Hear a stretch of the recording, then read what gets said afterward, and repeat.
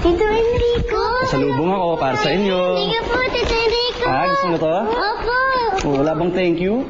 Thank you po! Yun ang gusto ko. Oh, tara na kayo.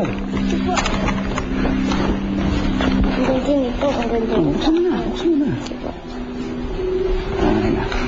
Ay, nako, Enrico. Ini-spoil mo na talaga yung mga batang yan. Mate, wala namang masama. Tsaka wala na akong paglalaanan ng oras at pagmamahal ko. Alam mo naman na kayo na lang ang pamilya ko eh. Bakit kasi di ka pa mag-asawa? Alam mo ate, huwag ka mag-alala. Malapit na yun, okay? Don't tell me na ang tinutukoy mo ay ang classmate kong si Ellery. Sa bagay, alam mo nakakatuwa naman dahil simula nung nagkita kayo ulit, nawala yung pagkamalungkutin mo. At tuwing uuwi ka dito, lagi kang masaya. Eh, ba't hindi mo paligawan? Ano ka ba? Ongoing pa ang annulment case nila. Pero huwag kang mag-alala.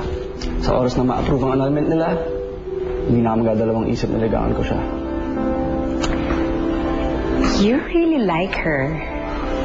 Eh, akala ko nga wala nang lahat. Pero na magkita ulit kami, andito pa pala. May feelings pa rin ako para kay Elodie. Siguro nga, kaya hindi kami nagkatuluyan ng ex-girlfriend ko. At ako ang nakuha niya para sa annulment case. Because we're meant for each other.